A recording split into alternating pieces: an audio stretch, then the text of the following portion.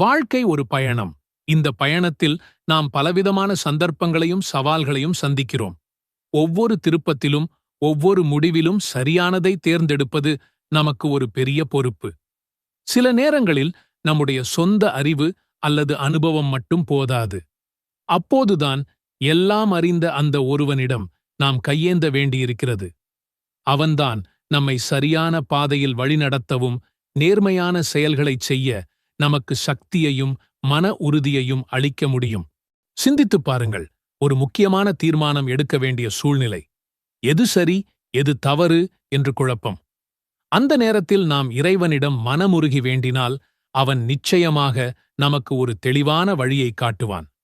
அது ஒரு உள் உணர்வாக இருக்கலாம், அல்லது நாம் சந்திக்கும் ஒரு நபரின் அறிவுரையாக இருக்கலாம், அல்லது நாம் படிக்கும் ஒரு புத்தகத்தின் வரியாக கூட இருக்கலாம்.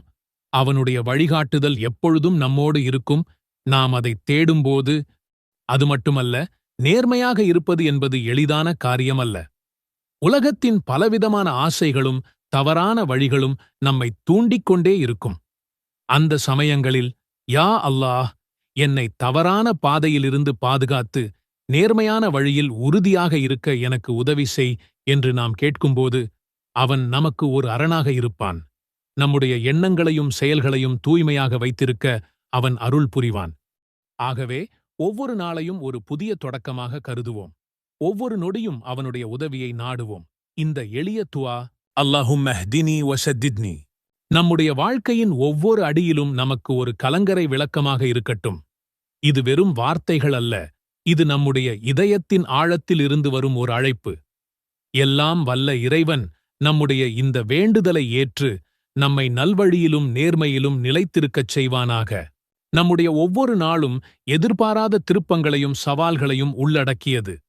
சில சமயங்களில் நாம் திட்டமிட்டபடி விஷயங்கள் நடப்பதில்லை. போக்குவரத்து நெரிசலில் சிக்கிக்கொள்வது, வேலையில் ஒரு சிக்கலான பிரச்சினைக்கு தீர்வு காண்பது, அல்லது வீட்டில் ஒரு சிறிய மனஸ்தாபம் என எதுவாகவும் இருக்கலாம். இந்த தருணங்களில் நாம் பொறுமையை இழக்கவோ அல்லது தவறான முடிவுகளை எடுக்கவோ வாய்ப்புள்ளது. குறிப்பாக நெருக்கடியான சூழ்நிலைகளில் நம்முடைய மனம் தடுமாறலாம்.